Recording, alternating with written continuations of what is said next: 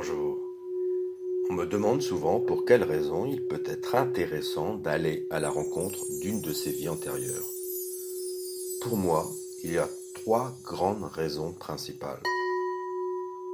Les premières, pour aller chercher des ressources positives disponibles et opérantes dans une de nos anciennes vies. Ces ressources sont disponibles inconsciemment et le but est de les ramener à la conscience. J'illustrerai avec l'exemple de cette cliente naturopathe énergéticienne qui a voulu aller chercher dans son passé lointain, c'est-à-dire une vie antérieure, des ressources afin d'enrichir sa pratique professionnelle actuelle. Je pourrais aussi illustrer avec cette cliente qui a débuté des leçons de piano. Elle s'était offerte cela pour ses 40 ans, car c'était son rêve de petite fille, apprendre à jouer du piano. Et nous sommes allés chercher dans une de ses vies passées des ressources dans ce domaine, la musique, la capacité à jouer d'un instrument, etc., afin de l'aider à réaliser son rêve de meilleur optimum. Mais reprenons l'exemple de cette cliente naturopathe énergéticienne qui a fait une lecture d'âme pour aller chercher des ressources afin d'enrichir ses pratiques professionnelles. Nous sommes dans son cas en dialogue avec une de ses vies antérieures qui a des connaissances dans le druidisme, les rituels, les plantes, la nature, etc. Et le seul fait de dialoguer avec cette vie antérieure, qui n'est qu'une partie inconsciente de ma cliente, au passage, c'est le dialogue permanent qui permet la réactivation des souvenirs. Il passe du monde inconscient à la conscience. Voilà comment les choses se passent.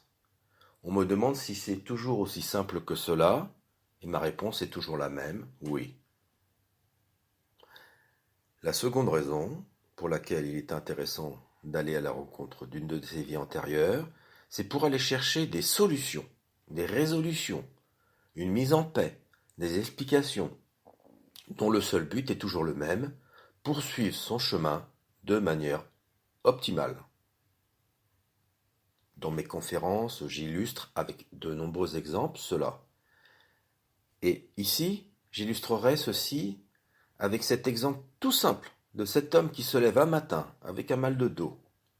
Rien d'exceptionnel en soi, sauf que ce mal de dos, apparu spontanément, persiste et l'empêche de bouger, malgré des soins, puisqu'il a consulté. Je peux vous expliquer quel en a été le déclencheur, une lettre commandée, et le sens de cette réactivation, la trahison, de souvenirs d'une vie passée. Il était mort assassiné, une balle dans le dos. Les éléments de notre passé, et pas seulement de cette vie, mais aussi de nos vies antérieures, nous affectent parfois sans le savoir, et se réveillent à certaines occasions. Donc développons cet exemple. Le client se lève un matin, le bas du dos bloqué, il consulte un médecin et un spécialiste, il prend un traitement adéquat, mais le mal de dos persiste. Il fait une lecture akashique, on expose le problème au maître des dossiers de cette personne. Il s'avère que cette réaction est la conséquence d'une lettre reçue la veille, une lettre commandée de son employeur pour un entretien préalable à une sanction disciplinaire. Jusque-là, rien d'extraordinaire, puisque recevoir une lettre commandée pour un entretien préalable à une sanction disciplinaire est toujours le déclencheur d'émotions. Mais cette lettre est le stimulus conscient d'un souvenir inconscient, souvenir d'une situation symboliquement similaire à son histoire de vie présente, mais dans une vie antérieure. Dans cette vie antérieure, il est soldat pendant les guerres napoléoniennes. Il a démasqué une injustice, il est décidé à dénoncer les personnes responsables, même si certaines sont ses supérieurs hiérarchiques. Un complot est lancé contre lui. Il est assassiné pendant un assaut par une balle dans le dos, faisant passer pour cela pour une mort naturelle au combat. Il décède donc de ses blessures et comprend ce dont il est victime, un assassinat et une trahison. Après cette révélation et le dialogue que je mène avec la vie antérieure, ce client vit totalement différemment, émotionnellement, cette situation de procédure disciplinaire. Le mal de dos disparaît naturellement dans les heures qui suivent la séance. Mais ce n'est pas le mal de dos qui importe le plus dans cette résolution, mais bien la mise en paix d'un souvenir traumatique d'une de ses vies antérieures. Dans ce cas, pour mettre en paix, l'on va toujours à la source du problème, la première fois qu'il est apparu dans une de vos vies. Au passage, j'avais oublié de le préciser, ce client est un syndicaliste obstiné. Il a toujours eu au fond de lui de la colère, et il a dépensé sans compter son énergie afin de combattre les injustices. À la lueur de cette vie antérieure, on comprend mieux pourquoi maintenant. Et maintenant, me direz-vous, qu'il est en paix à ce sujet, au sujet de l'injustice et de la trahison. Libre à lui de poursuivre son chemin de vie, non plus comme un besoin viscéral et inconscient de mener des combats contre les injustices, mais plutôt de prendre le chemin le plus adapté à son âme, puisqu'il est libéré de son passé traumatique. Aux dernières nouvelles, il a démissionné de toutes ses fonctions syndicalistes. Il n'a plus de goût pour le combat.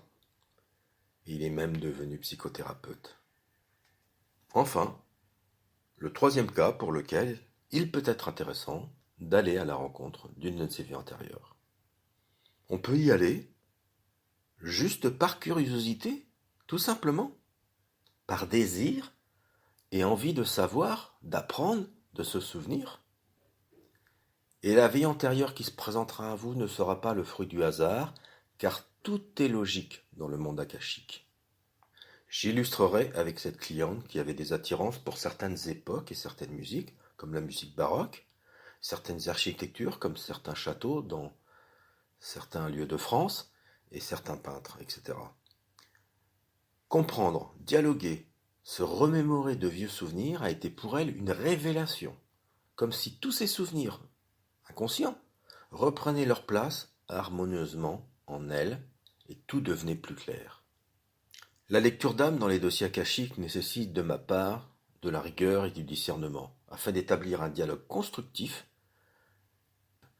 Travailler à ce niveau de conscience permet bien souvent aux clients et aux clientes auxquels je fais une lecture d'âme de transcender le problème terrestre et de prendre de la hauteur, même si parfois le problème semble en apparence insurmontable. Voilà quelques exemples parmi toutes les possibilités qu'offre une lecture d'âme dans les dossiers akashiques.